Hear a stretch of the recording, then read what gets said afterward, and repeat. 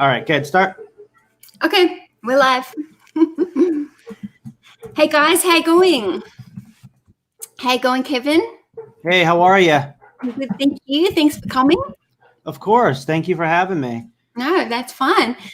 So we've got a few people here in the chat that I can see and a few different names than I would have normally. So they've been brought over from you. So thanks very much. But yeah, I guess I'll just start off. I'll just quickly say hi to a few people and then we'll just get into it. Yeah, definitely. Thank you. Okay, so we've got Jazzy here, which is the two Aussie thrifters, which I know you know. We've got the Tat Doctors Ian, he's from the UK. Matthew Thacker, that's a new name, I'm not sure. How are you going? Yeah, he's a good guy. You know him? Okay, we've got Landshark Picker. Brad's there from Two Aussies. And Dumpster Diver Dad. That's my guy, Scotty. Jody's saying you were going to slow down on the shows. Yeah, well, I am. I haven't done my own live in about a week and a half. I'm supposed to have Chris from Daily Refinement on tomorrow night, but I probably won't even have that. I'll probably just do it privately. Just having a bit of a break. Well, yeah, that and because, you know, I'm just trying to ramp up my eBay more because clothing's not selling much right now because of the virus. So I'm trying to ramp up as much as I can. So we may switch gears and list a lot of our vacuum parts that we have because I was talking to Gilman's. It seems like vacuum parts were going pretty fast. So okay, that's cool. Vacuum parts. That's something different. Mm-hmm. But yeah, and I can see Chris from Thrift Beast is in here, and Just Me Kathy, What the Hales, Thrift Flip Flyer, Soldier Up and Resell. So there's a few people in here. So thank you guys for all joining and coming along. But I guess I kind of found you, I don't know, maybe a few weeks ago. I found your channel. I was sent over to your channel by Kent Daigle. And, I love Kent. Kent's a funny dude. He's a really funny dude. He's very quick-witted. Yes. And, yeah, he messaged me one day and said, jump over into this chat. And so I came over and, I don't know, you had about 6 people in your chat and I was, you know, just.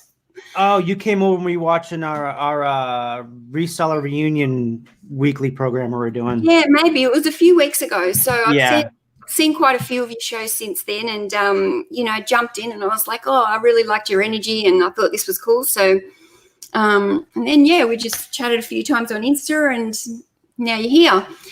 But, yeah, I think what I've kind of got from your kind of story so far is that, and correct me if I'm wrong, but, from what I can gather, you used to be heavy into eBay and heavy into YouTube maybe 5 years ago or more.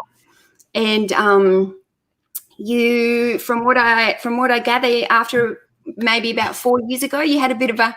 She's hiding. Yeah, she's getting stuff ready for the dudes that are coming. They went upstairs right now to probably yell at them saying, "Hey, are you swimming upstairs or what are you doing?" It's kind of ridiculous. So. Well, so what I can gather is about 4 years ago, you went through like a period of burnout yourself. Oh, it was a 4-year burnout. Really? Yeah, it was a 4-year burnout. I was going so crazy. I had to get medicated. It was just so much pressure of having to do so much. And you're only one person and you're taking care of at the time, Facebook was a lot more important when it came to reselling. Yep. Taking care of one of the biggest Facebook groups we had out there that I created from scratch. Me and a few other people created from scratch. We grew that thing from, I think, the first 6 months from 0 upwards of 12,000 people. And then my YouTube channel was blowing up when I quit. Like the last, I think, 3 videos I had were 40,000 views. And that was in the first 2 weeks. Yeah. And then I was just, at that time, you could just tell if you watch my old videos, a couple last ones, especially one with the Bonafide Hustler, you could tell I was already burnt out. I was done. Yeah. But I kind of wish I didn't. But I mean, I think I had to lose it all to kind of try to regain it back again because I've learned so much being more consistent, slowing down, and just having more fun at it and making it not like a job because we're supposed to come on here to decompress and have a great time and not come on here and really badger your own self, which I was doing. Putting a lot of pressure on myself to the point where I was like going insanely crazy. It was more of the YouTube side than the eBay side, but the eBay side was starting to get to me too. And there was stuff going on at home with me and my kid's mom. It was towards the end of our 12-year relationship, and we were done. So I moved out, and me and my kid's mom are best friends now. No joke. I love her husband to death. Before we moved into this apartment, we lived at their house for like 2 weeks. It was an extended week and a half because Hurricane Dorian came. So we were just sitting there waiting for it to come. So we were just sitting there waiting for it to move into our apartment an extra week. We were supposed to move in a week prior.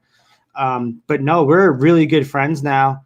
And I absolutely love her husband.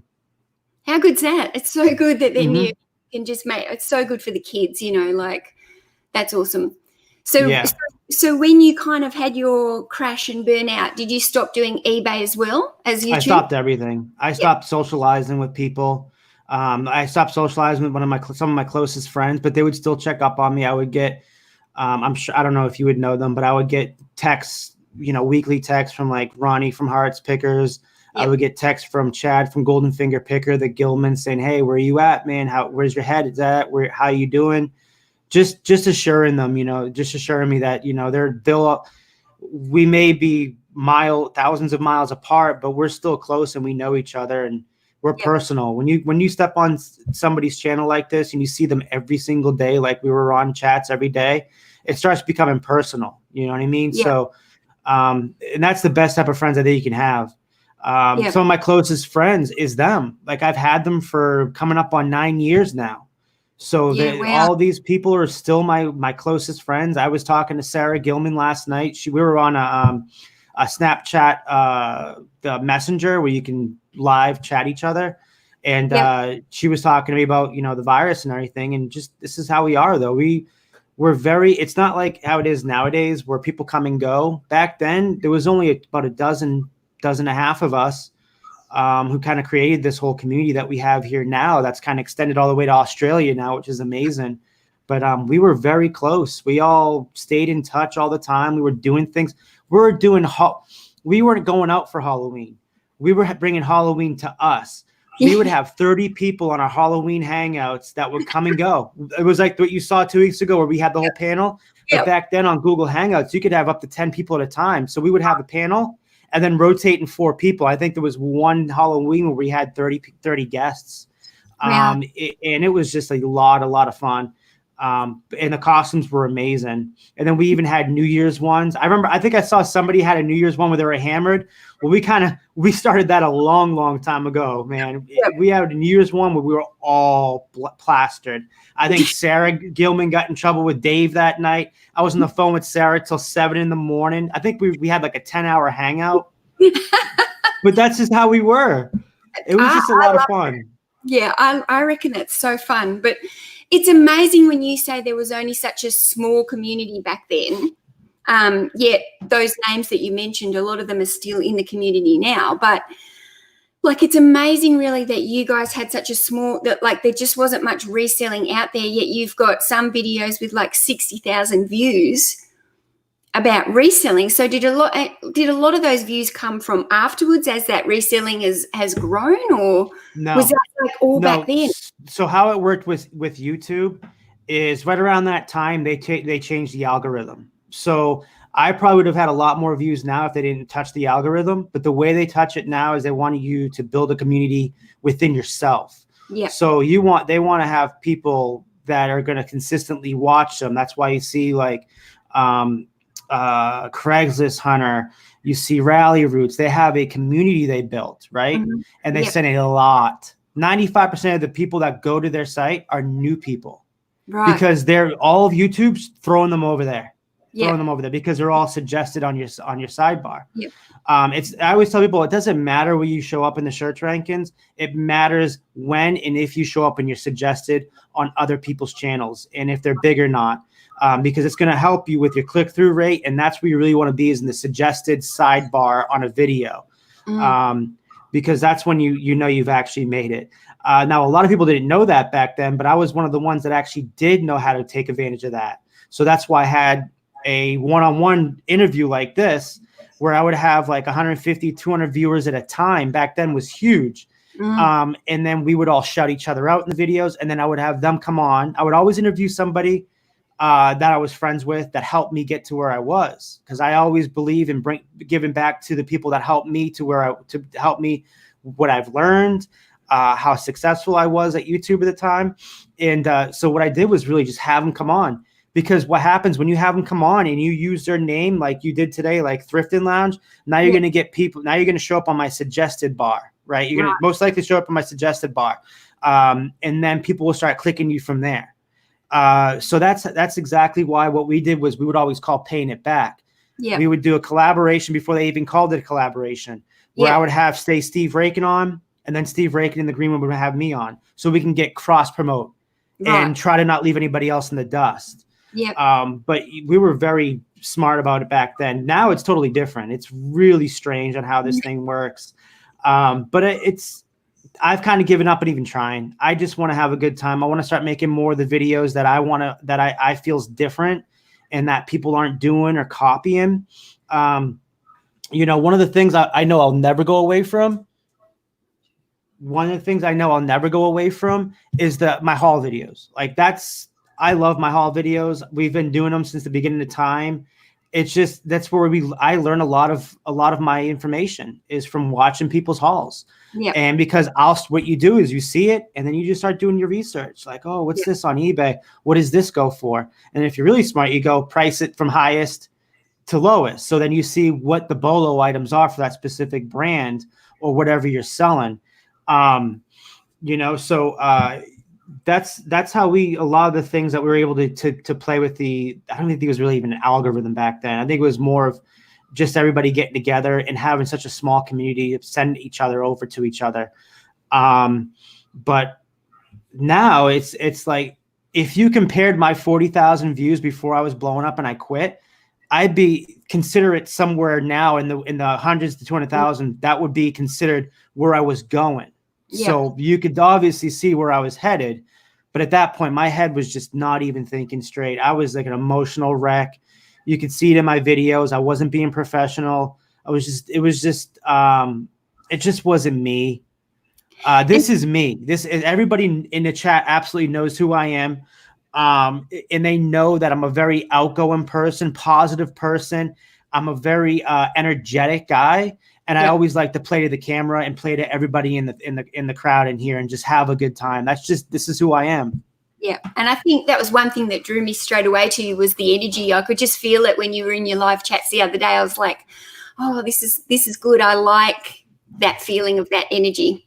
So I'm terrible with the chat. I'm really bad at it. So I just want to see who's actually in here. But I can see Georgina's come in from the UK. Jennifer Hayes is here. Harry Humstone, Nurse Flicker. Oh, it's my guy, Harry.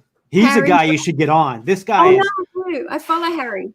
Dude, Harry Humstone is a genius. This guy had me and Bill Stoner. And if any of you guys know Bill Stoner in the chat, he knows everything about everything, right? He has like a whole ranch full of a death pile. It's crazy. But he had us looking up cone top beer cans, vintage top beer cans. Dude, I could not believe how insane they were going for. Yeah. You're talking about like hundreds to over thousands of dollars for a vintage cone top beer can. Really? I'll never forget that. But that's how you learn. 90% of my learning, and this is there's been an issue going on in my chat, in my group, where people have been battling, like they're sick of seeing people's YouTube channels getting in my thing, and I'm like, dude, this is how we learn. Yeah. And then somebody even said, this bothered the crap out of me. He goes, half those people, almost all those people that do this stuff and do YouTube videos, they don't know how to even source. I said, dude, I even wrote to him. I called him out. I'm like, dude, you're in my group. I learned 90% of my stuff I've learned from being on the private hangouts and the hangouts like this and just watching videos. So it's not necessarily right to say that. Because if you think about it, you take all of us YouTubers away, like this never happened. I guarantee you 80% of the people would have never even found what reselling on eBay was. So we gave so much back to the community. It's insane. So I had to call that dude out today. I could not believe he said something like that. I'm like, dude, you're probably someone who never turned the camera on and did a YouTube video, or even had enough time to sit here and have a private hangout and learn these people and how they sell and what they sell and what to look for. You know, I found it so funny. Yep. I'll just thank Soldier Up Resell for your $10 super chat. Thank you so much. You didn't need to do that, but thank you. I really appreciate it. Somebody Dwayne, Kevin, I think Dwayne, Mothershipproducts. I think that's Dwayne, who's been around for a long time, back when we all used to do it.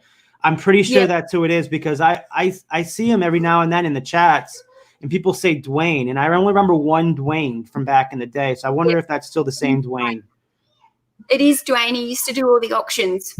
Yeah, okay. Because I figured, I'm like, that name doesn't escape me, Dwayne. And then his username too. He's a good guy, Dwayne. I love him. So I just think, you know, like I totally agree with you. I've learned so much from this community and what everybody gives out, and I've met so many awesome people since joining YouTube, and like you said, it's so easy to learn from other people, especially when you make some kind of connection and everybody kind of does something different, and it just makes it so it's just such an awesome place to come and learn. And you're right, it's for somebody who's never done a YouTube video, it's actually it's really hard. Very hard. Very hard. There's a lot of anxiety, number one.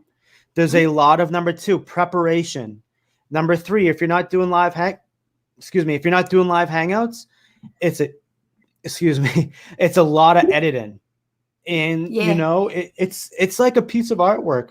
We want to show you guys our artwork. We want to show you how we came along, man. And I always tell everybody the reason why I came back, and I was ready to quit after the first video, after it was a humongous bomb. I came back because I missed getting those messages from people saying, you literally changed my life. A few weeks ago, I had a guy wrote on my Facebook group, and I think I wrote something underneath someone's page that was going to go on live with me. And he's like, Kevin, I could probably pull it up too, but he's like, Kevin literally changed my life. If it wasn't for Kevin, I wouldn't be right here. I wouldn't be here right now reselling. And that was from 5 years ago that I helped this kid. So when you know you're literally changing people's lives, not even just for reselling, but when you think of it, all the people I've brought on that's never been on a hangout, who've come on to do big things. The same thing, I'll definitely say Chad Goldenfinger Picker was the prime example of that. He brought so many people on, him and Ronnie Hart, that nobody even knew, who are huge nowadays. There's like 3 or 4 of them that have over 100,000 subscribers. That if it wasn't for Ronnie and Chad to throw them up there and put them up there on a reseller meet and greet we all used to go on, they would be probably scared to even get on a camera, you know? But one thing I can always say about Chad from Goldenfinger Picker was he was always a guy that would nonstop tell you, listen, come on, man. Like, you may have anxiety, you may suffer through it, but we're going to suffer through it with you. And we're going to have a good time. He was always such a huge positive influence on the community. That's a guy that I miss dearly. So do you still get any anxiety? Like, did you get anxiety now about coming back to YouTube? The first few lives I did, I get anxiety doing my own lives. Like, I get anxiety that you can probably ask Scott, Clay's Closet in here, Scott from Dumpster Diver Dad. You could probably ask both of them how stressed out I get with this stuff, because I'm going from 150, 200 viewers per live to like 30, 40, 50 for a live. So for me, it's a bit, and I'm putting out better content than I ever put out better before, but it's not really my fault. It's me just having a dead channel that I'm trying to revive. It's like, I tell people, it's like a heartbeat. It's been dead for so long, flatlined. I got to put some, whatever it is, defibrillator in it and try to pump some blood back into it. But slowly I'll get there. Like, I was looking this week, I had a pretty good bump, and I haven't put a video out in a week and a half. And I am very fortunate to have the connections that I have from being where I was previously, and allowing that the new people that come on they really appreciate somebody like me that's been doing it for so long, that went away, that came back, because they want to know what happened, why you left, how it was back then, and what's changed since then. That's like the most common thing I always get was, how was it back then? Why did you leave? And then how do you see the community now? And I love it. I love answering the questions and seeing everybody in here. And I also love seeing new people jump on these hangouts. I had Alton from Addicted to Hustle. And then I had Burgundy Sells and Kelly's Hustle. They were the first ones to come on my channel. I was the first ones to get them on my channel and come live. So that could be very intimidating when you have 4 other people, and then you add those 1 and 2 on who's never done it. And they thank me all the time. And because I know what it's like the first time I did this, how green behind my ears I was, and how excited I was, and just seeing them excited. I don't have to say anything. I can just sit there and just ask stupid basic questions, and you could just let them go, man. And they'll tell you everything you need to know. Those are the best interviews, when you have new people on and you just say simple things, and they're so comfortable with the camera. Because they've already know you, and they've built that rapport and relationship with you, that they can just talk forever, and you can and then they don't even notice. It's like they almost don't even notice that there's people out there watching them. That's what's really cool. You know what I mean? There's no stage fright that gets involved with it or anything. I think that's the weird thing, isn't it? Because like I've never done any kind of public speaking or anything. So sometimes when you sit there and you think, oh my God, there's 50 people in the chat or something. That's 50. If I was in a room talking to 50 people, I would die. So you kind of got to look at that. But on the opposite side, right? Yep. Now think of your own lives where it's one-on-one. Now the hardest ones are the one-on-ones like this. And then you have the interviewers where they're just, and there's nothing wrong with this, but then you get the interviewers when they're just like, you ask me a question, and I'm like, I give you 1-word answers. And it's like dragging teeth, but it's not their fault, because they may be fairly new at it, or they're very tired because we don't know what's going on in each other's lives. And you're trying to like, giddy, and the other person's like giving you 1-word answers. You're just like, dude, this ain't going nowhere. What did it do? That's why I always tell everybody. That's why I told Josh from a lot of Josh, when you go on my hangout, don't be intimidated. There's gonna be like 6 people up there. They'll all ask you questions, and we'll all be jumping in and everything. It's just to have a good time, because we don't want anybody to feel uncomfortable or left out. And then also when I did his one-on-one, he even said to me, he says, you're probably one of the best ones I know at going off the cuff and just not really having to ask you any questions. You just go the way you go. And that just comes from my sales background, and then me doing this for years. I got to a point where I was doing my one-on-one videos back in the day where I didn't even have any questions written down. It was just me and the guy, because we already had a report, asking him questions and trying to ask questions that I wanted to learn from them, because those are the questions we should all be asking them, not really where you came from, where you started, how it was. If I want to make my interviews, I want somebody to come on. I want to ask them what they're doing differently than me, how I can apply it to myself, what they look for in an item, what kind of items they sell, and how it can better me. Because remember, you got people in here, they're most likely they're all sellers that have been doing it for a long time, but they're also here for the content. So you want to throw them the content out there, like, oh, I didn't know that. I didn't know that information. I didn't know that type of Ralph Lauren polo sold for $300, but they're going to start looking for it now. That's how I learned. How I learned was when I first started, I literally, and I still do this to anything that I do today, YouTube, any of that stuff. I write everything. I put pen to paper, write it all down. I watch the video, I put pen to paper, then I watch the video again, because it's training my brain, in the back of my brain, what to do and what to look for and how things change, and what to look for in items, specifically that. So if I see a bolo item on somebody's U-Haul haul video, I'll literally write it down and I'll play it back, and I'll write it to a specific T of what to look for. And then I'll do my research. This is how anal I am.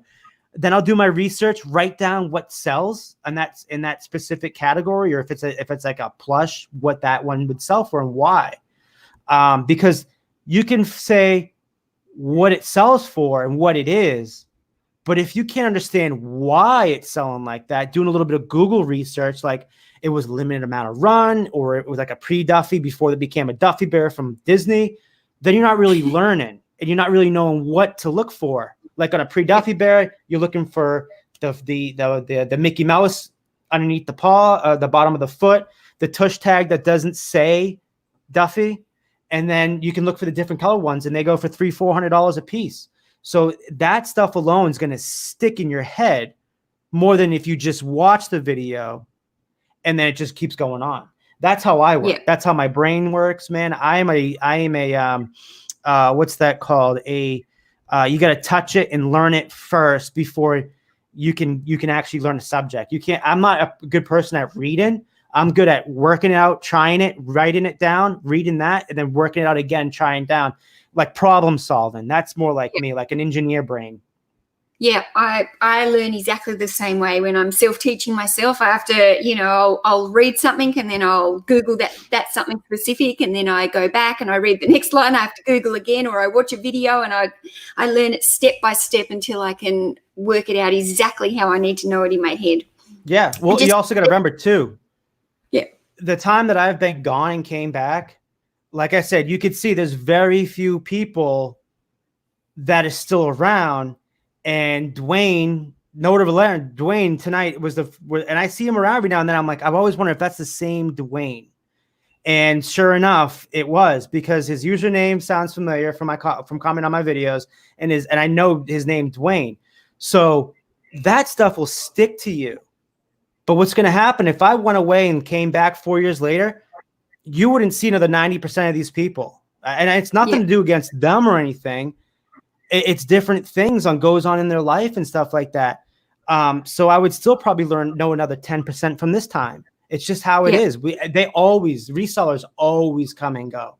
And for one reason or another, they stick around or they don't stick around. Me and Ronnie Hart had a conversation about this the other day, about people that stuck around and stuck through it and really hit it big. And me and Ronnie Ronnie was back and forth the whole time, going back and then going out, coming back.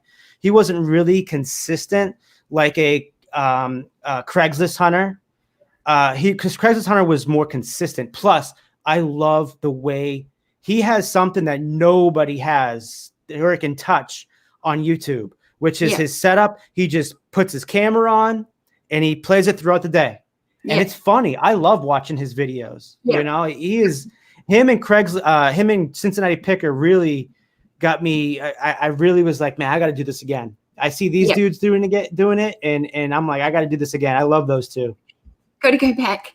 I'm just going to thank the nurse Flipper here. It's been on there for a while. Thank you so much for your super chat. I really appreciate it. I was on with Kat this morning. We had a good time. Mm-hmm. There's a question here from Jaz, and she wants to know if you've got any tips for if you're an introvert on YouTube. I'll let you go first. So, well, I mean, Jaz is part of the Two Aussie Thrifters. So she's obviously there with Brad all the time. But I think Brad is probably more the driving force between YouTube, and he's probably more confident and stuff on YouTube than Jaz. And I think Jaz has got like heaps to offer, especially coming from another female. I think that it would be great to see Jaz doing some lives on her own and things like that. But I don't know. I just think you've just got to do it. You've just got to step out and do it those couple times and sit through the uncomfortableness and go through that anxiety, and then it becomes easy. It's still hard, but it gets easier. You got to go on with somebody that you're very comfortable with, somebody you know they're going to be able to hold you up there on a pedestal and treat you just like you're their friend.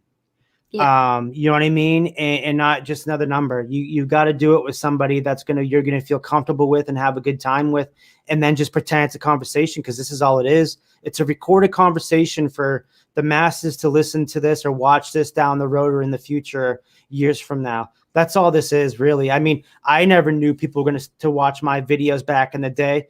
My most successful video was my first video I ever put out, and that's my worst video. If you look at my video back then, I had a swivel chair and I was constantly playing with my fingers. It was so much fun though. But look, dude, I own it. It was fun.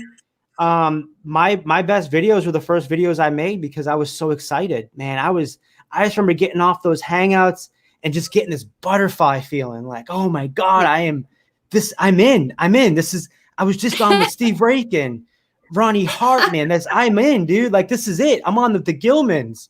And then you slowly bring it back and realize it's an everyday, you can do an everyday thing or whatever you want to do it and really roll with it. But, you know, for me, you're like the perfect example of how my girlfriend looks at this and how she is. If I beg her or bug her to come on, she'll come on, but she won't talk. She just doesn't. I talk for the both of us. But what she does is I made her do it because it helped her. And it wasn't a live. I had her do our daily sales video. So it was like your daily sales video is basically like a vlog. It really is. So she's really been able to learn how to do it and do good at it, you know, and just being more off the cuff than by a script. If you ever see me do a script, look at my second video coming back and you'd be like, I don't do scripts well. I do everything great, just going with the flow, not having to specifically go word for word because it just looks like I'm just really like uptight, like a computer. And that's, you know me, it's not me at all.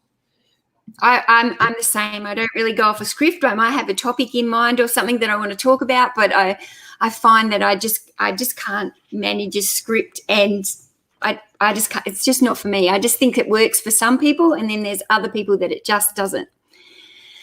Clay's saying he messages you behind the scenes in your group chat to make sure he's okay because he worries you're going to burn out again.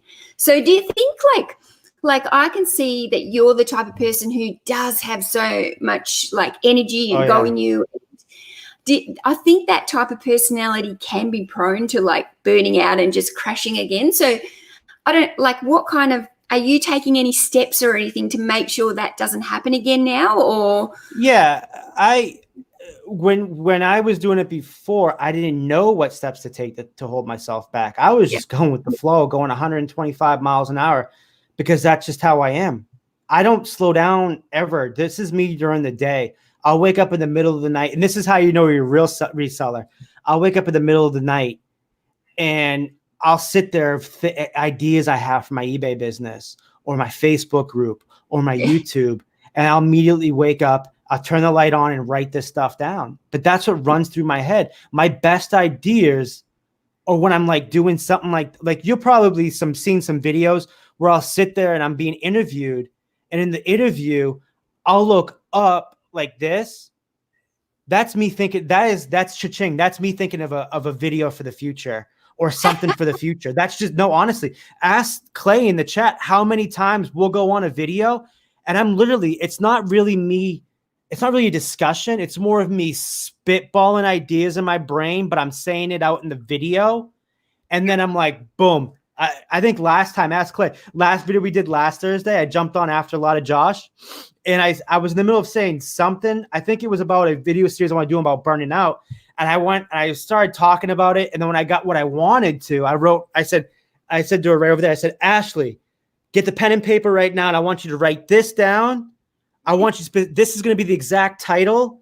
And this is how we're going to do it. So if you go to Clay, if you go to Texas Treasure's last video, somewhere towards the end, you'll see me sit there literally talking to my girlfriend for like 2 minutes, telling her exactly how I want this video to be done for the future. But I mean, I haven't done a video in a while because we have so many other videos that we're in the process of doing. Yeah. Plus we're doing eBay. We're ramping our eBay up a lot. So it's really, that's something I wouldn't have done in the past. So me doing that now is like more like, and it's like Joe Rogan says, always write it down. Write every thought that you have down that can become something successful, like a journal. You know, and that's the best. Some of the best advice I can give you is if you have a thought, don't let it leave your head, because once it leaves your head, how many times do you have a thought that leaves your head and 10, 20 minutes later, you're like, what was that thought again? So that's why I've been able to write it down, because like my brain works like that. It's always moving fast. Yeah. And that's why I burn myself out on eBay. That's why I burn myself out on YouTube. And that's why last year I almost burnt myself at my job. I just go way too fast. I got to know when to bring it back and just relax and have a good time. And I'll tell you, I've had some of the funnest time the last 2 weeks when I haven't had to watch anybody's YouTube videos because I'm just relaxed on the couch, hanging out with my girlfriend. We're doing listings and just watching TV, you know, and sometimes you need to disconnect. Absolutely. You know, I've got a book, like a diary, I guess. And inside it, there's actually pages that say brain dump. And it's just basically like you said, as soon as you get that thought, you just dump it down on paper, and then you can always come back to it. But you have to get it out of your head onto that paper. And even if it doesn't make sense when you go back, otherwise I just think your brain can't switch off. Yeah, exactly. Yeah, exactly. Because your brain, it's very hard to remember something that it's going full like 100 miles an hour. Yeah. It's like driving a car. The first time you drive it and you're going 15 miles on the highway or 50 miles down the road, you think you're really going like 45, 50. So you're like right up on you're white knuckling it right up on the steering wheel, man. And you're like, you know, and then when you get older, this thing starts slowing. That's why I can come on here and chat with you and give you some of the best content of like how I know how to do it, is because I've been able to slow it down. And it's just, I'm a natural talker when it comes to this stuff. Yeah. I've been doing it for so long. You've got a similar energy to like Gary Vee or something, like you're really hyped up and that go. Well, the one thing is too, is from where I was 4 years ago, let's just stop where I was 4 years ago and I quit, right? From that point to about, I want to say a 2-year gap. I bottomed out. I was drinking every day. I was doing drugs. I didn't care. I didn't care because I felt like everything went on in my life. It's their fault, not mine. But when you can sit back, and it was hundreds and hundreds of hours of listening to motivational speaking from Joe Rogan, Duncan Trussell, Adam Carolla, those people, and you could sit there and play on over and over again. It's like motivational speaking. You get it over and over again. You train your brain to start taking responsibility for yourself and your actions that you did and got you to that point. So when my sister said to me, and like I said, there's no word of a lie, I was on like a 2-week bender, and my sister's like, hey, I know you're out of work. Do you want to come stay at, you can stay at your apartment or you can stay at my house for a few days of the week. I need you to clean the house and I'll pay you. I think it was like $150 a week to do this. My sister has a lot of money. So that's why I think she's felt like maybe if I get a little kick in this kid's ass, it'll finally in life, it will hit him and he'll finally get it. He's older now. At the time I was 30, 31 kind of. And she's like, and I know what she was thinking because that's how I was. I needed somebody like that. My sister was always around, willing to pick me up and help me. And she said that, and I was like, yes, I'll do it. And I showed up every day, just every day, 3 days a week, just helping her, cleaning the toilets, washing her clothes, folding the clothes, doing the stuff out the backyard. And their house is humongous. So it was training me. What she was doing was training me the way my dad trained her as a kid. And I never got that from my dad. So it was really her saying, listen, I'm going to show you how to walk again before you can run. So that turned into my brother-in-law asking me, he owned the Allstate business I work for now currently at the time. And he said, listen, I'll pay you $9 an hour cash, 30 hours a week to babysit my employees, which was at the time a girl, Lisa, who was the manager, and then Barry, who was her boyfriend. So they were going back and forth, I guess. And he kind of wanted me to watch them, make sure they were working when he wasn't there. And then, but I've always been a hustler. I've always been selling since I was 17 years old. I was selling cars for Ford. I've always been a salesman. So to me, it was just natural. So when he said, you want to get your license, I'll pay you to get your license for insurance. I was like, yes. For the first time in my life, I was saying, like the movie Yes Man, I was saying yes to everything that was going to be positive in my life. I got away from the alcohol, got away from the drugs, got away from that crowd up in Cocoa Village, all those hipsters, all those punk rock dudes. I got way away from them. And I started surrounding myself with positive people that were going to bring me up, make me feel like a human being. Yeah. And then I had a girlfriend for the first time ever that actually cared to put me up and make me feel like I'm better than I was. You know, one day she said to me, Kevin, all I ask for you is to go back to college and to get a job. And I did that. I did that in 1 week. Yeah. I got signed up for college and I got a job with my brother-in-law, and I've never looked back. It's been an amazing ride I've been on. You know, so you can see the energy I have. This is the true me. Like, this wasn't me from a couple of years ago. I was down in the dumps blaming everybody. Me now, hey, if you have an issue, you need to solve it yourself. Yeah. If your life sucks, if you think you can't do it, if you're surrounded by negative people, you're going to reap those benefits of what they are. And I'm a living proof of it. No word of a lie. Last year, I became, for my agency, the agency's been around for Allstate since the 60s. And it started out in the Sears when it used to be Allstate inside Sears. And for the first time, I was the #1 salesman for Central Florida. And that's huge. Like, we have over 1,000 people that are salespeople. Last year, I did it again. So I was able to get those rewards and benefits because I was furthering myself. I'm learning myself. I think the last 3 years, I've really learned, like, who is Kevin? What is Kevin? What can he do for people? Can he help them out? You know, and even my manager says, man, you have he said, have you ever thought about being like motivational speaking or like a big brother? I said, you know, back in the day, I was invited to go to an e-com place up in Minnesota, but that is one of the big reasons why I quit eBay, because when it started coming close to it, I got a full paid trip to go to, I think it was Midwest e-com, and I think they still have it. But I had all expense paid trip to go up there to speak with a lot. I think Gary Vee was there too. It was like one of the first ones they did. And I threw myself up there. I told him I would do it. I told him, hey, listen, this is who I am. This is the group I have. And when you have a big Facebook group at the time, you're able to go get a lot of things that you want if you ask for it. So what happened was like, it got to maybe 2 weeks and I had to back out. My mind at that point was blown. It was bad. I called the Gilmans up and said, listen, I talked to, I forget what his name is, but he's still in my Facebook group and he's the one that runs it. He said he'll do you guys on a trip. I have to back out. I'm not healthy. I need to fix myself. You know, so that was I think it was around the same last time I did a video before I quit. It was just, this stuff's legit, man. Like, you don't understand. Like, it's a lot of pressure when I put myself on myself, and we do it all the time, a lot of us. But it's because of expectations. I have high expectations for myself. I always look at the people that are making it big, like Rally Roots, specifically Rally Roots. I see if they can do it and I can apply their methods, I can do it. Now, don't get me wrong. I never paid for their thing. I never was part of their group.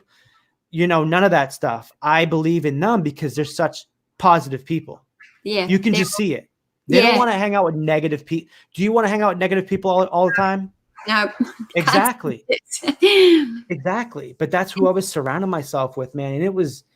And that's like when I suffered my burnout, and that's how I came in when I started my Instagram page. It was I blocked every single person I knew in my real life, and I only followed positive people. And I made this anonymous Instagram account, and that was how I ended up getting into reselling, because I think I was following like the Hustle Bee and stuff. And I kind of got into, I was watching these guys in America doing all these Nikes, and I was like, this is cool. And so like the Paul Cantus?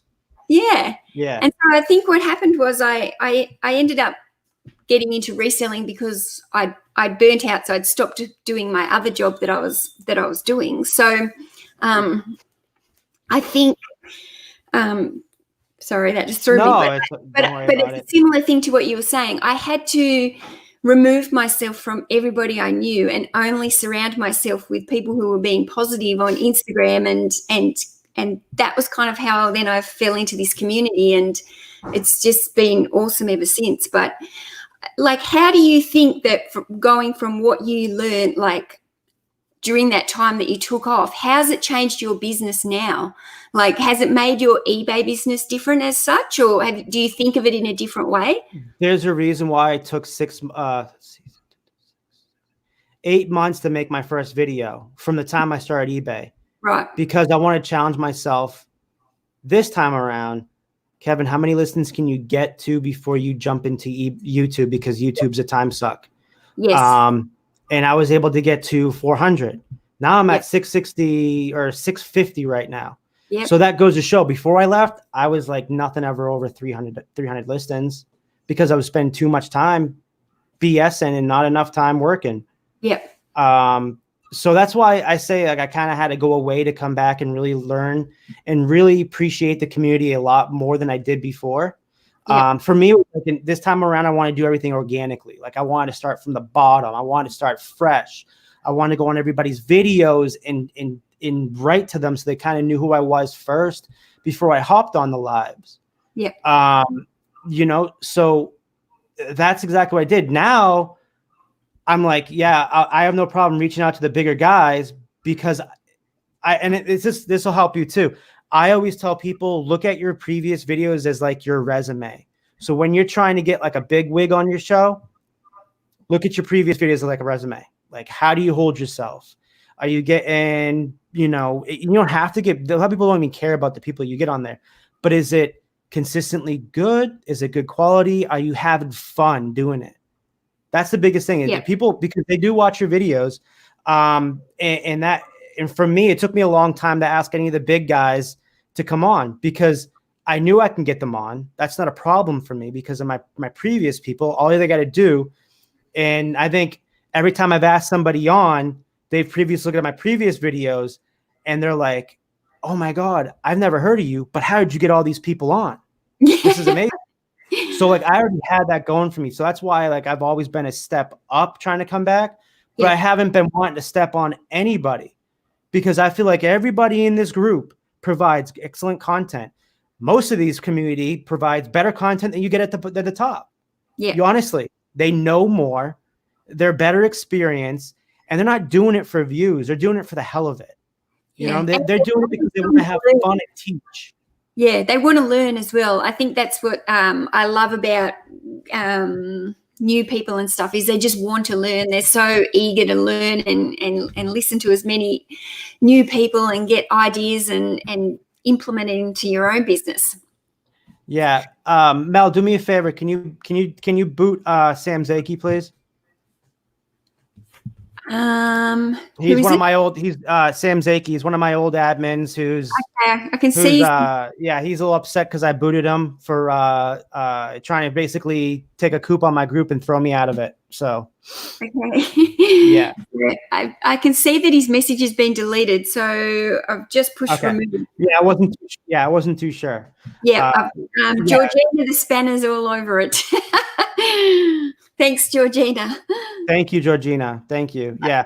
That was an issue I had about 2 weeks ago. And me and Bill Stoner had a heart-to-heart talk, because I don't want to ever, throw people out of my group, especially who I originally gave admin status to back in the day. And we only had 4 admins. But when you're telling me what I can and can't do with my own group that I co-created and all the other creators are gone, dude, it's not your group. And then to tell me to go create my own group so people can put their YouTube videos in the group, in my group. And I'm like, dude, no, this is the Thrifting Lounge. I started the YouTube channel. I literally brought this channel and who we are as a group to where it's been, not by you, by me. No one else went on these YouTube chats. No one spent hours and hundreds of hours getting on people's chats, getting on the videos and doing everything that you have to do. So to piggyback off my success, man, like it was very hard, especially Sammy. Sammy's a great guy. I like him a lot, but you don't just tell me, oh, we should have kicked you out a week ago. And it's like, bro, I created this. Nope, I am not doing that. So we got a couple new admins in the group. We got Nurse Flipper. She's an admin in my group. I got Thrift Beast Chris. I got Jody Matima. And I got who else? Bill Stoner's still there as a admin. So I have a great group of people I surround myself with. You know, people that want to be successful and that are giving it 100% on their own. You know what I mean? And have their own success with their own stuff. Did you used to have a problem with trolls like 4 or 5 years ago? Oh God, yes. I think I have a video with over 70 dislikes, but like 400 or 500 likes. What? Oh yeah, dude. We used to all get the trolls. All of us would get the trolls. And we had no clue where they would find us. But I mean, it was fun. It was really fun. It was fun to get the trolls. They're still bringing activity to your page, aren't they? It does. It's what is that called? They call it where even if you get a dislike, it still counts as content or whatever it is. Yeah. But no, that was I had to get that out because I just saw that message and I'm like, whoa, wait, dude, like you're not gonna tell me I'm gonna get my own, bud. I didn't even see it. I'm looking at the yard one, so I didn't actually see it. So I didn't see what I do have the pop out one here, but I didn't see it. Yeah. So what's your goals now with eBay? Like how many items do you want to get in your store? I want to get to 1,000 here before December. And what's the base of that? Like clothes, electricals? Yeah, so I do about 90% clothes, 10% everything else. It's not because I can't sell everything, but 10% I can't sell everything else. My strong points, some of my strong points are everything else besides clothes. Like my very, very, very strong point is clothes and sport jackets and blazers.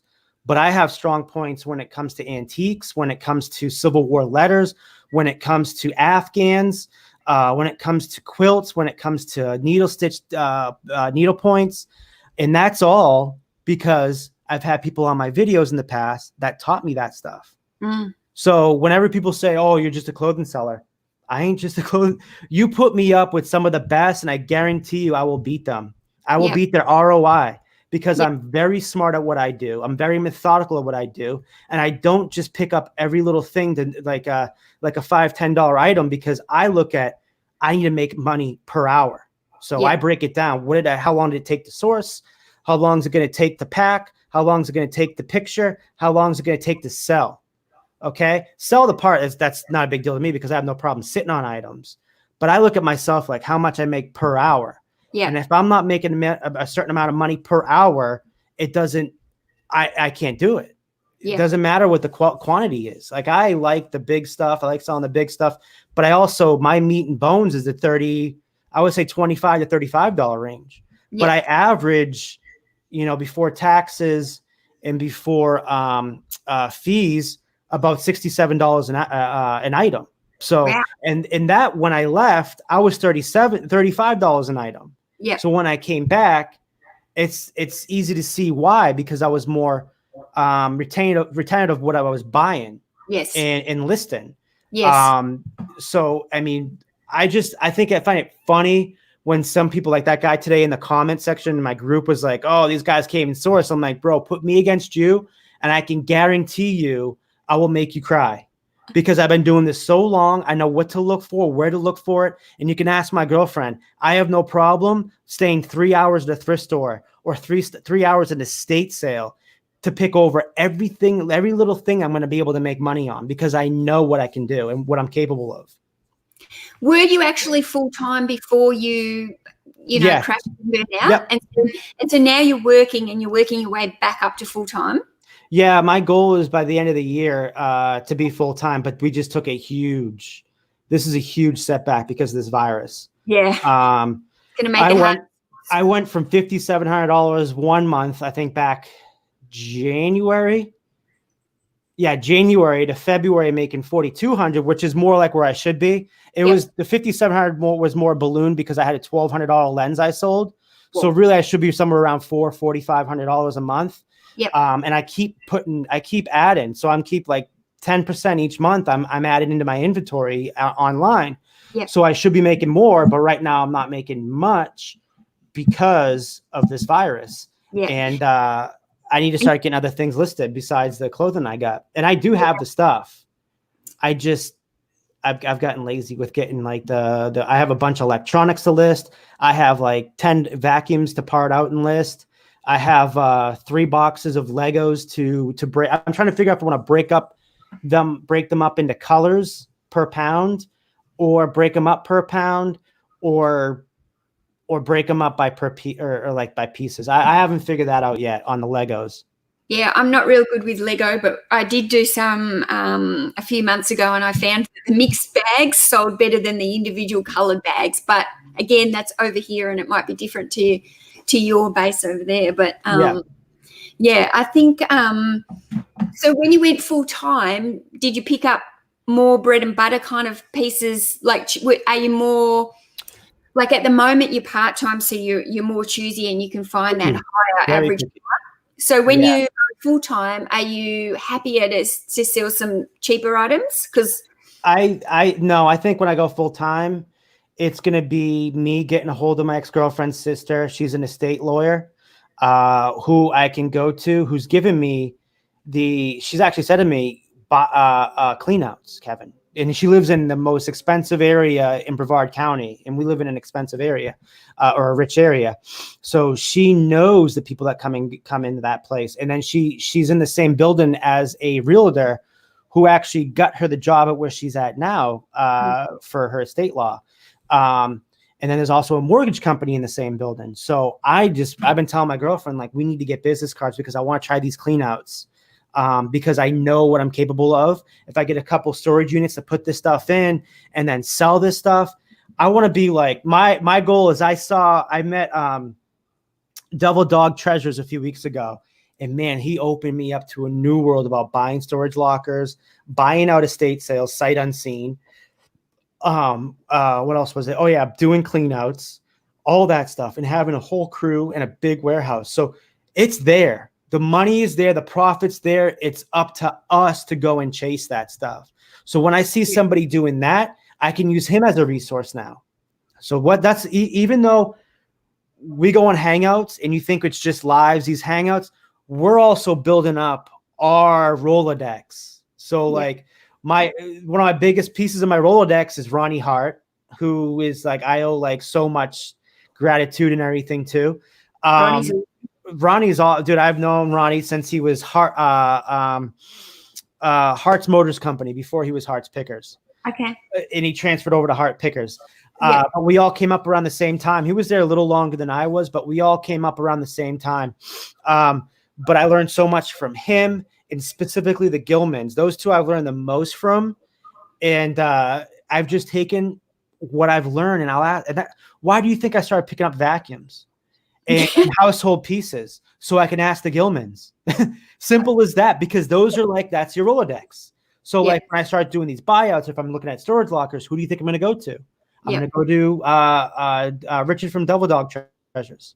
So it's just building up your Rolodex, building up your client, your friends that not only you're on these Hangouts with and you're doing interviews or you're hanging out and having a good time with, but you're also learning from them. And this is what I mean by, again, I'll go back to that guy in the comment section. He really has no clue what he's talking about when it comes to that. We don't even know how to source when it comes to YouTubers, because we're figuring out how to source from everybody else because they're telling us, hey, well, this is how we do it.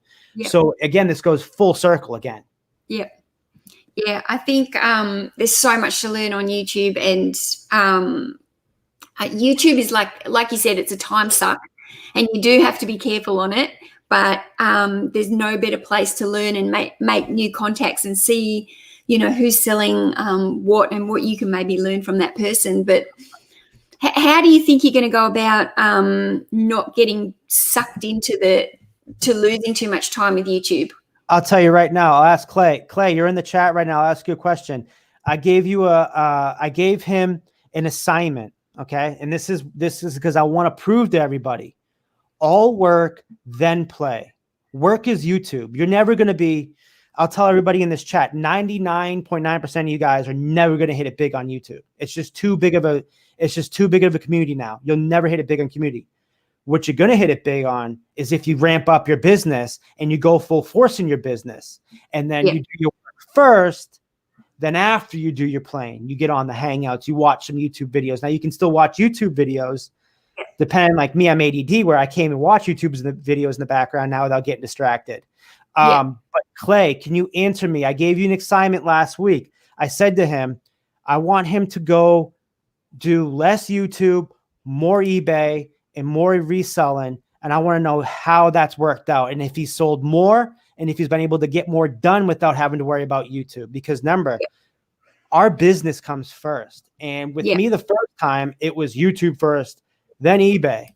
Well, now I'm doing the opposite. eBay first, then YouTube. Whenever I feel like going on YouTube, I'll go on it. It's always going to be there for me. I think, you know, at the end of the day, eBay is what's paying the bills, not YouTube.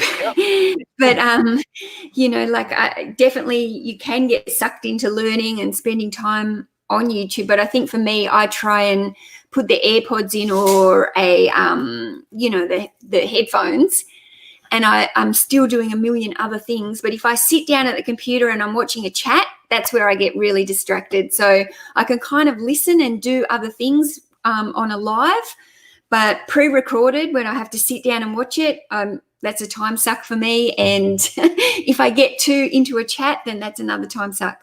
Yeah, especially right now, we all need to be listening. That's number one. I understand YouTube is going to be around here. Everyone's going to talk about the coronavirus on YouTube. That's kind of one of the biggest reasons why I kind of quit. So much going and do my own channel and going on the truth, because I was like, it's just, no offense, everybody in the chat. I love y'all to death, but it's literally regurgitated stuff. Like, I know what's going on in the world today. I know what's not selling. I know what is selling. Please just give us some information to get us away from this virus, and so we can not be distracted, and so we can be distracted from it. We all come on here to forget our problems in our life and at home. And for the most part, we don't come on here to dread and to get depressed about what's going on in the world, because there's so much time of the day where you can do that. Like, this is supposed to be a distraction. And this is just coming from experience, from me doing prior to me doing it now.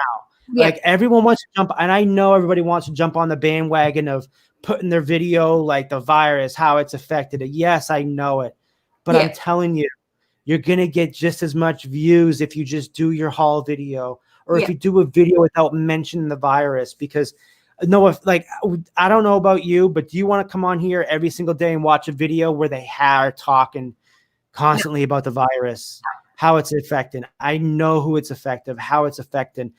Today was my first day working at home today. So I know, and I love it. It's been so much more productive. It's so much more funner, but it just goes to the fact that just stay away from the virus talk. We want to hear you, whether it's you talk about yourself. You can talk about yourself and what's going on in your eBay business. That's why we talk to you. T-Dubs, Tyler, that's my boy. That's my childhood friend. I've known that kid since he was 10 years old. He's 24 now. He just had a kid, and I've been getting him into the eBay. Okay. There you go. Clay saying he sold 7 things. That's the most he's ever sold in a week. There you go. Now, listen, Clay went by me saying on his rambling again. It was a thought that it was in this video last week with him, where I was talking, and then I was like thinking when I was talking, then I was like, listen, I'm going to give you an assignment, and look at how great it's worked. I bet if you ask Texas Treasures, and he's doing the same thing. And I've seen the stuff he's sent us in the private chat, the private group chat, and he says he's been doing amazing. So it goes to fact, go 2-3 more hours a week instead of the YouTube, and you're going to sell more. Because remember, the more you list, the more you sell. So the more you're active, the more you're going to sell. And it's not a myth. It's a fact. Yep. I totally agree. And, you know, like the last couple of months, you know, I haven't been as productive on eBay, and I can see my sales are going down, and, you know, I was all ready to get back on them, and then the virus has hit, and I've had to move house. I'm moving house this week. So it's just like, I just can't wait to find my rhythm again, because, I lost my rhythm in February, and I ended up not selling for the whole month. And part of that was because, I had personal stuff going on.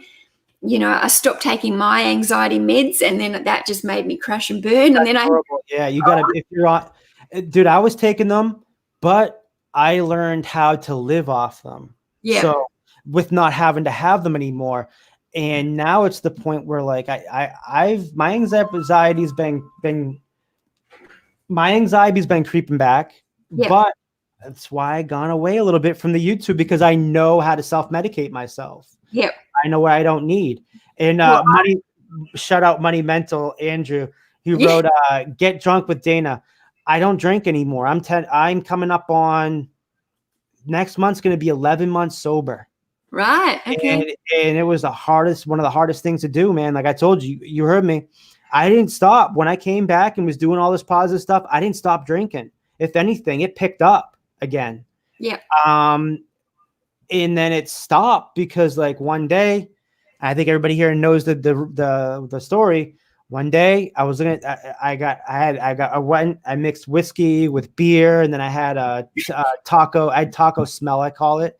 And one of those things hit me horrible in the morning. And I either had food poisoning or I had alcohol poisoning. So in the bottom of that barrel of me puking, dry heaving, I said to myself, and I remember the words, I said, Kevin, there's a silver lining here.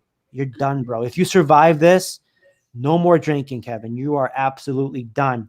And me being an alcoholic and having it run in my family and drinking at least 3-4 beers a day, going to work, my old ritual was go to work, come home, put new pants on, get a shirt on, go right across the street and go to Whiskey Row, the bar.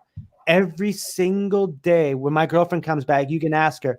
Every day I was there for 2-3 hours after jiu-jitsu, or even I started skipping jiu-jitsu, something that gave me mental focus. Started skipping it, and then that depression started creeping in me. So I started getting super depressed, like, again, getting the whole like, oh man, why is this happening to me? Where am I going to find a girl? I'm going to live the rest of my life being single, and not knowing that the girl that I really needed was the girl that was already with me. Yeah. So that was giving me bad choices. So that day I said to myself, no more, Kevin, you're done. I never thought I would do it. There was super downs, man. The first 5 days I was crying, working. I was emotional. I was so paranoid that they were going to fire me. I mean, my manager kept saying, he's like, dude, what is wrong with you? Like, you're our best salesman. We're not going to fire you. You stupid. Stop being an idiot. Yeah. And it was really horrible. But after 5 days, whatever it was, sweated all the sugar and the alcohol out, I was fine. And man, I tell you, there's some days where I say, yeah, I miss going to some speakeasies. I miss going to some bars. But then I look at what I'm doing now. I would rather come on here and have an hour, 2-hour talk with you or someone else than to sit in a bar wasting money, $40 a night, $30, $40 a night. Okay. Plus paying $10, $15 for the tip. That's not making money, man. That's wasting money and being stupid. Yeah. But I'm not saying there's nothing wrong with you guys doing it at home or whatever you're doing. That's no big deal. That's just, I'm different. I'm different than who Andrew is or anybody else in this chat. I take in things differently than everybody else. And I also have an addictive personality. Yeah. So when I get addicted to something, it's not a good thing for me. And one thing that's been consistent for me throughout my life or throughout the last 15 years has been eBay. And the last 10 years coming back has been YouTube. That's been consistency, positive consistency. I think like I also have addictive personality, and I think that it's quite common in resellers. I don't know if you've noticed that. I think there's a lot of resellers that seem to have addictive personalities, or they've got mental health problems, or they've got anxiety. I think it's like a real common thing. Yeah, it is. Yeah, it really is. Just save your money. For me, that's how I've been able to save money. So yeah. There you go. Someone's saying they didn't drink for 15 years. Congratulations. Wow. But they're back on it now, obviously. Oh, they're back drinking. It must be. But at least if you can learn from it the first time around, like anything else, like I said, same thing with burning out. If you can teach your brain to rewire it, that's like you being prescribing your own medication. If you can rethink it. Yeah. I think, I've definitely drunk more in the last couple of years than normal.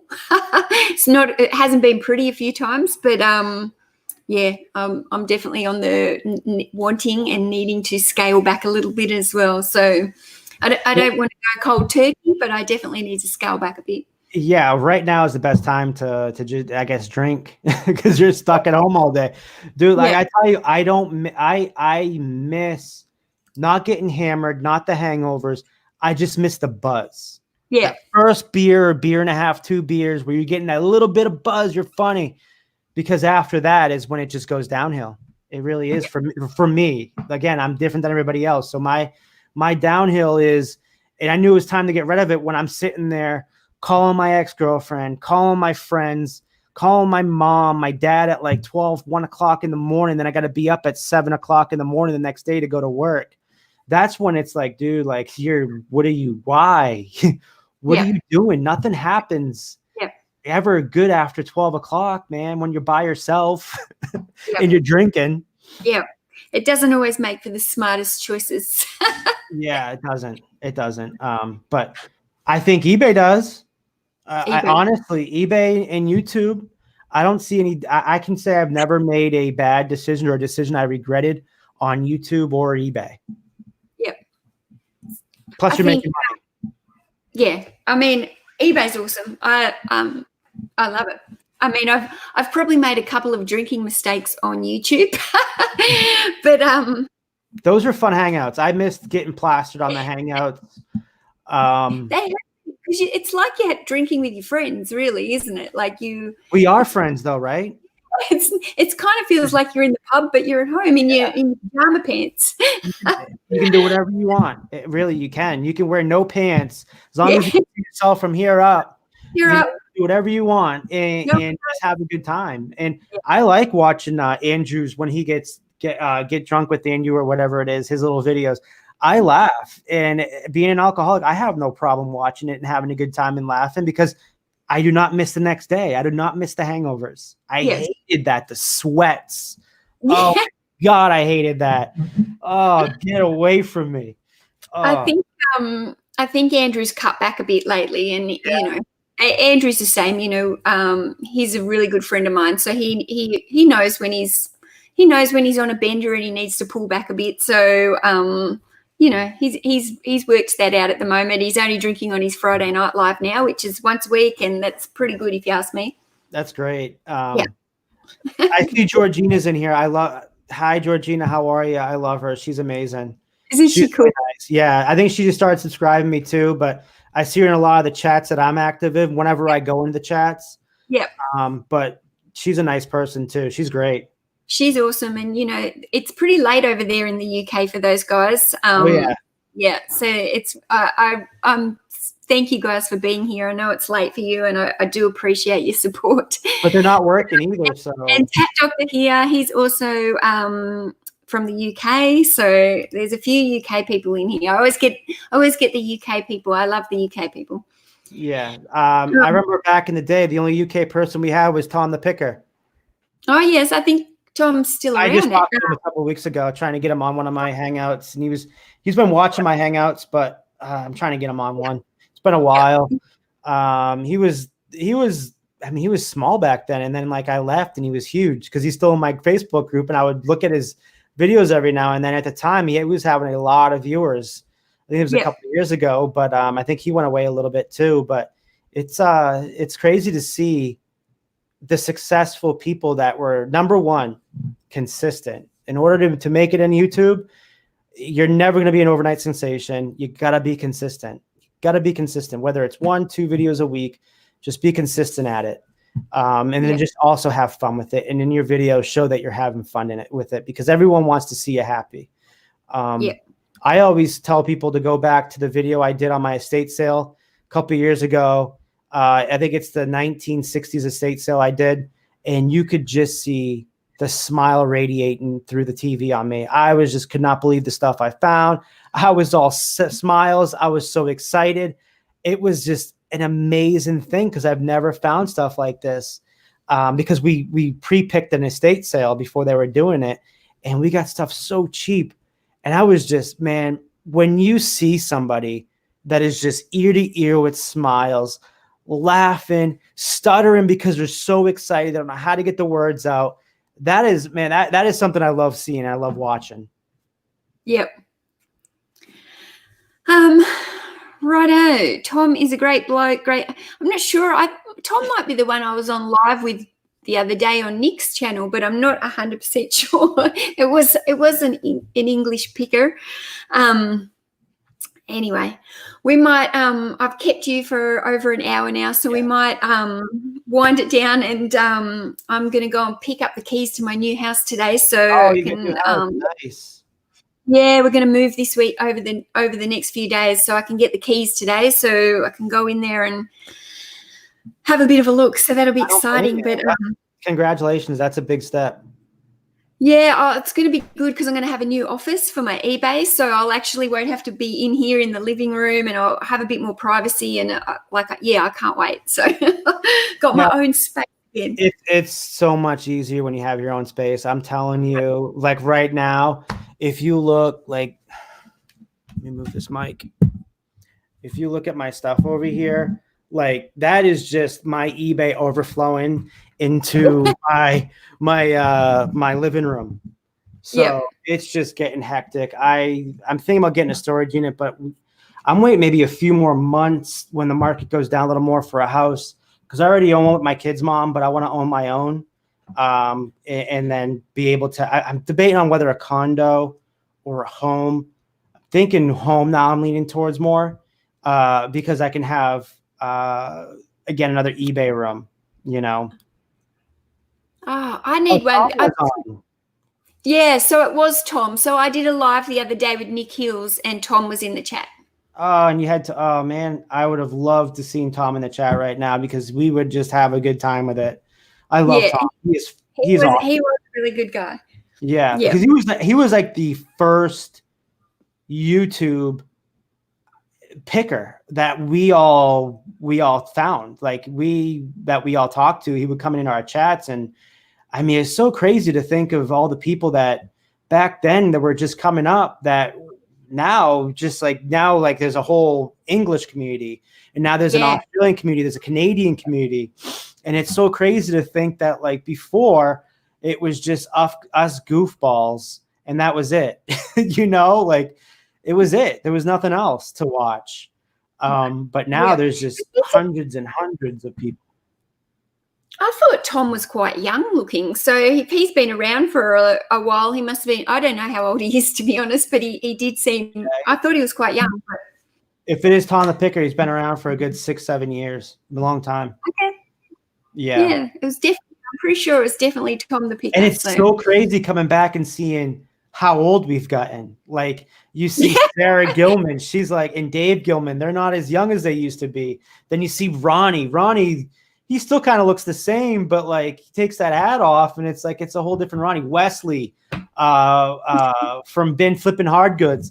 He looks totally different. Before his beard was just brown. Now it's all gray. And it's like, man, where did the time go in 5 years? It's just insane.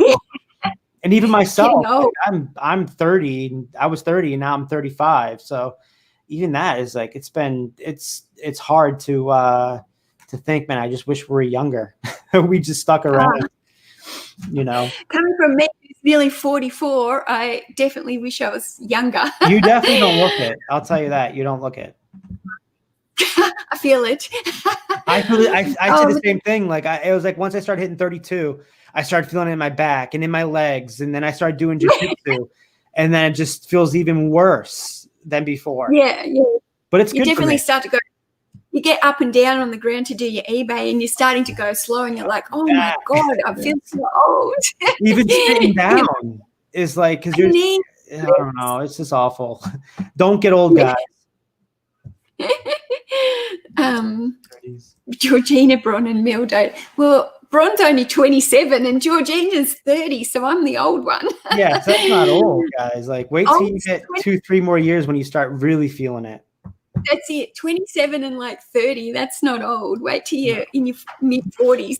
I don't want to think of that. No, you can be in your mid-40s. I'll stay where I'm at.